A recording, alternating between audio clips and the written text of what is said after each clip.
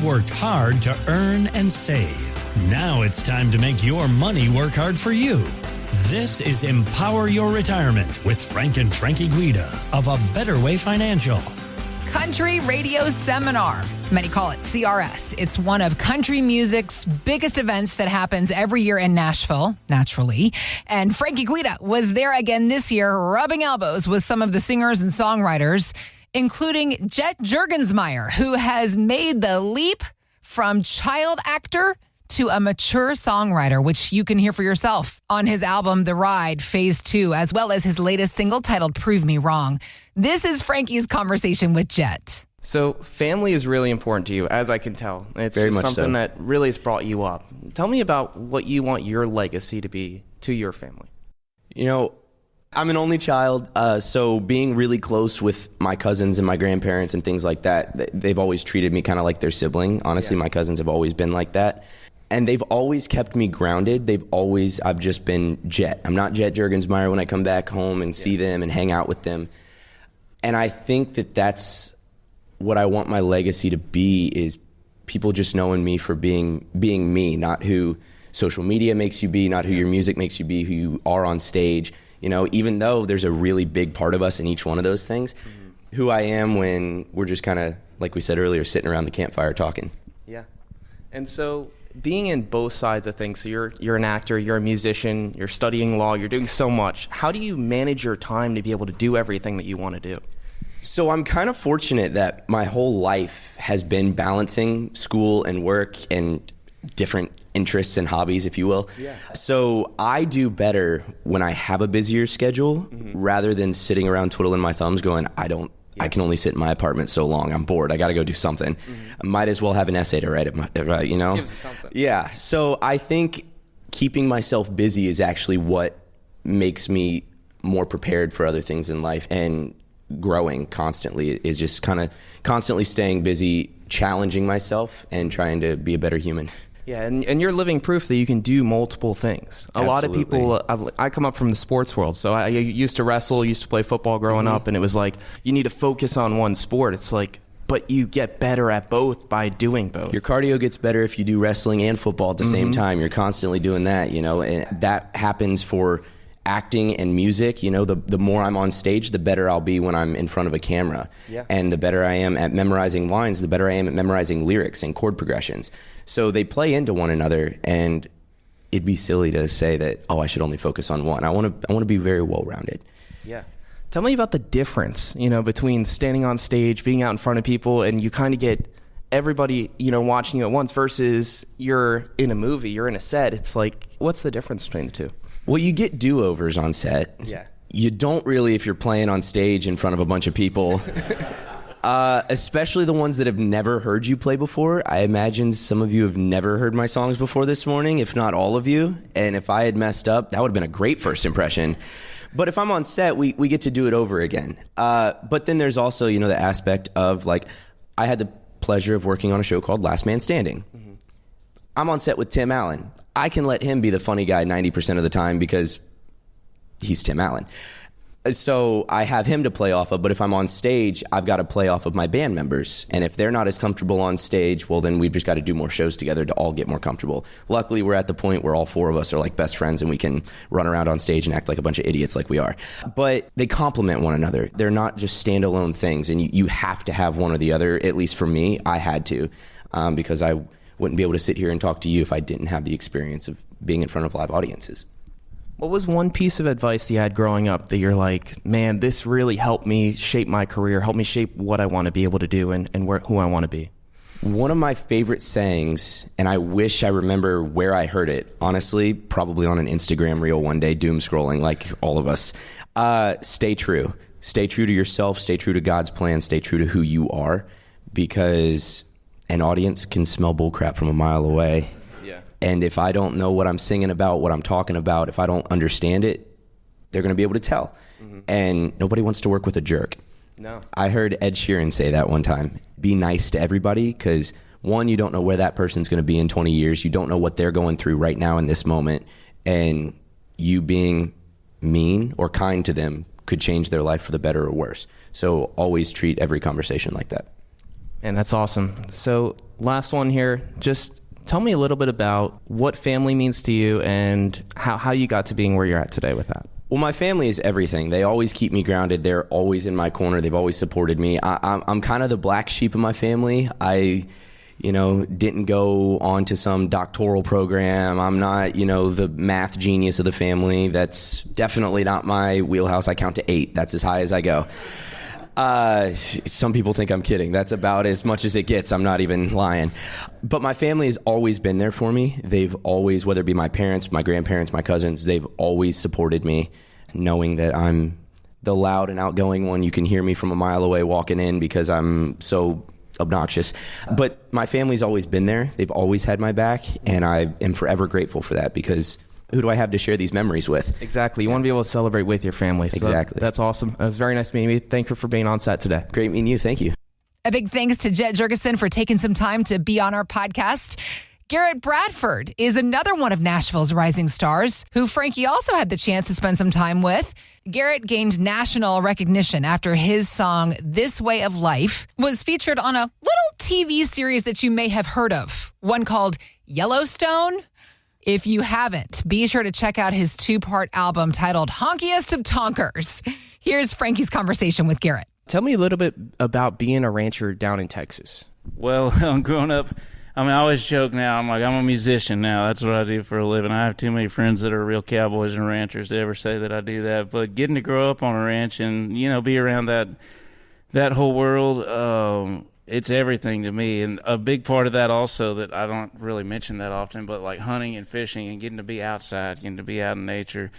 And you learn a lot working with the animals. Like you learn no matter what's going on, you still got to feed your cows, or, it doesn't matter if somebody's got a volleyball game or something like that. So I think maybe you learn to prioritize the important things and enjoy the little things.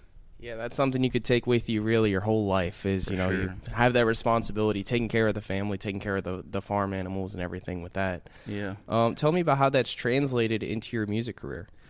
Well, I suppose, anytime I'm not playing music, I'm usually working. I think that's just out of habit. Like when I'm up in Tennessee, I live about half the time in Tennessee and the other half in Texas. And when I'm in Tennessee, I work building barnwood furniture for a guy. Like anytime I'm not writing, I write about 3 or 4 days a week, and then I might be playing somewhere or traveling somewhere to go play. But anytime I'm not doing that, I work doing the barnwood furniture. And honestly, I think that just keeps me sane, because if I don't get out and do something or build something, if all I do is write songs and sit around and think about myself and marketing myself and my brand, and I'll probably quit, honestly, because it would drive me crazy. So it's pretty easy because I'm not really like famous yet, but I try to live as normal of a life. In the sense of like, my day-to-day is not that much different than most of my friends, who are not musicians. Yeah. I do write songs every now and then. But it's awesome that you've built this work ethic just from the time you were a kid. It seems like you didn't really know another way. That's just how you're built. It's just, I'm going to get stuff done. Yeah, and there's a lot of folks, a lot of people can relate to that. But the thing about, like a ranch is you're always at where your place of work is, or my dad, a lot of this stuff I learned watching my dad, and I can't count the amount of times that I saw my dad get up at 1 a.m. to go pull a calf or something like that, and complain a lot about it. In fact, he enjoyed it. It's just kind of part of it, and in some ways you learn to enjoy kind of the bad parts or the sucky parts, like whenever it's really cold and it's raining, you're like, oh, isn't it so nice out here? We ought to go sunbathe later or something, But that comes in helpful with music too, because there's a lot of parts of this business that from the outside looking in, it might look like you just get to play and sing and people pay you money, but there's a lot of other stuff you got to do too. Yeah. And sometimes you just gotta kind of chuckle. Even if you don't like it, you just got to kind of laugh and be like, all right, let's get through it.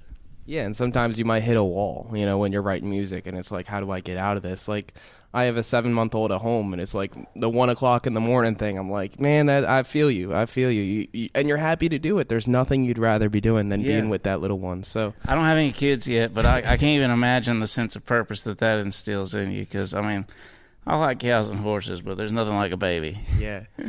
Yeah, I hear you, man. And so tell me a little bit about your time on Yellowstone. How'd that happen? So I'm from back home in Texas is Weatherford, Texas, and it's about 35 miles west of Fort Worth. That's where I grew up. And when I got out of high school, I was playing music, and we have a lot of places to play in Texas. Had a band, and we would play around on the weekends, but during the weeks I did tree trimming and land clearing. I had a little business, and that's what I did for probably 8 years after I got out of high school, along with playing and writing songs on the side. But I didn't think of music as a career. It was more of just a hobby. And I got a call from a guy about doing some work on his ranch, and the guy's name was Taylor Sheridan, and he's the guy that created Yellowstone. And he had just moved there, and the show wasn't even on yet. It was right before season 1 started. And I did 2 or 3 days of work for him. We became friends, and he ended up having a bunch of work for me on his place over the next 2 or 3 years on this ranch he bought. And we became friends, and one day he figured out I played music, so then I had to bring my guitar every time. And it was cool. I got to play for all those actors, and especially at the time, I was pretty starstruck, you know. I was like, wow, most of my tree trimming jobs don't go like this, you know. And one day we were sitting on his porch. He was always encouraging me to learn to record, and at the time, for a lot of reasons, like I didn't have much belief in my ability to do music for a living. I just kind of saw it as a hobby. And he encouraged me a lot. And one day we were sitting on his porch. I had known him for like 2 years. He's like, Garrett, you know, sometimes, and I got to preface this by saying I never wanted to ask him for anything because I noticed I spent a lot of time around him, and people were always, Taylor, my son's really wanting to get into acting. Taylor, my niece sings, you know, and it's just constant. And I felt bad for him. All I ever asked him for was a check when I got done working for him. And one day we're sitting there, and he says, Garrett, it's just me and him. He goes, you know, sometimes when people are my friend and they know that I've got the #1 show in the United States, and it's known for its country music, and they're a country songwriter, they'll ask, hey, friend, could I try to write a song for the show? And I made that deal with myself. I was never going to ask him for anything. So I said, you know, Mr. Taylor, I bet they would. That does sound like a good opportunity. He's, you idiot, I'm giving you a hint. And I was like, okay. And he said, he kind of gave me a concept for a song. He's like, it better be good, man. And I was like, oh, Lord have mercy.